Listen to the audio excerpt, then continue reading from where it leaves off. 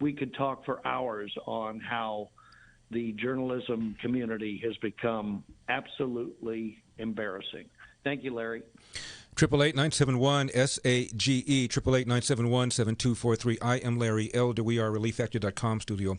In case you don't know Carrie Lake, she was a longtime anchor of a top station in Phoenix, extremely popular, extremely well regarded. But she became disillusioned with what she was doing, particularly in the era of Trump, when she found that the news was increasingly, in her opinion, left-wing, slanted, even propaganda.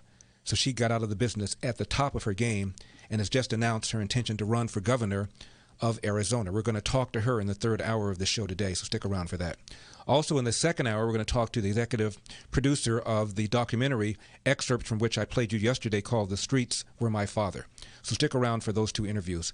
888-971-SAGE, 888-971-7243. And I want to get back to what this gentleman said. Yeah, Larry Elder, how you doing, bro? Hey, I respect your show, man, but I just can't go along with you with what you say all the time. You know, our people have suffered a tremendous loss. Our people, our black people, have suffered. And for somebody to sit up there and say that black people don't get harassed as much, listen, I know what harassment is, okay? I know what harassment is. Okay. Years ago, one of my friends who became one of my best friends, his name is Artie, he's Jewish, which is relevant in a second, said to me when we were talking about this kind of stuff, he said, "Why are you so hard on black people?" I said, "Artie, if 70% of Jewish kids entered the world without a father married to the mother, if there was a 50% dropout rate among urban Jewish high schools, if 25% of young Jewish men living in the city had criminal records, by that I mean either having been arrested, in jail, on parole, or on probation, and the so-called Jewish leaders were blaming all of this on the Holocaust, how would you feel?" He said, "I would be outraged."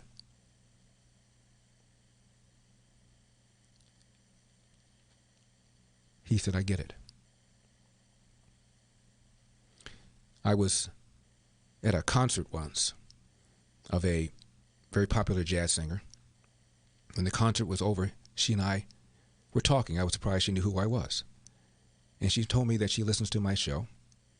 And she says, "Where's the love? Where's the love, Larry?" Her name was Carmen McCrae, and I said, "Carmen." And I told her the same thing I told my friend Artie. I said, "Carmen, when 70% of black kids enter the world without a father married to the mother, when we're looking at a 50% dropout rate in urban high schools, and where the kids who do graduate cannot read, write, and compute at grade level, and when we're looking at 25% of young black men having criminal records, largely because they came from fatherless homes, it's time for tough love. It isn't time for take 2 aspirin and call me in the morning, eat an apple, it'll go away. It's time for tough love."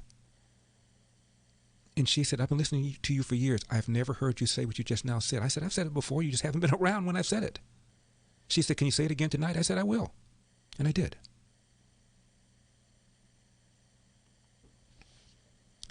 Now, there's a piece in the Orlando Sentinel. It came out in 2002, December 15. It's called 8 Mile Misery, A Very Sorry Tale. And I want to read you some excerpts from it when we come back, because it's about 2 areas in Detroit. One area thriving, one area is not thriving. And a long-time Democrat congressman from that area named John Conyers, who is black, was asked, why the difference? Why is one area thriving and the other one not? We're going to talk about what he said. And the reason John Conyers is interesting and relevant in this conversation is because for years, decades, this man, every time Congress opened its session, would propose a bill for reparations. And the first time he did it, people simply laughed.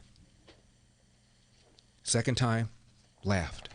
Third time, laughed. He did it every 2 years for the entirety of his career, which spanned almost 40 years in Congress. His mentality says a whole lot, as you will see when I read you excerpts from this article when we come back.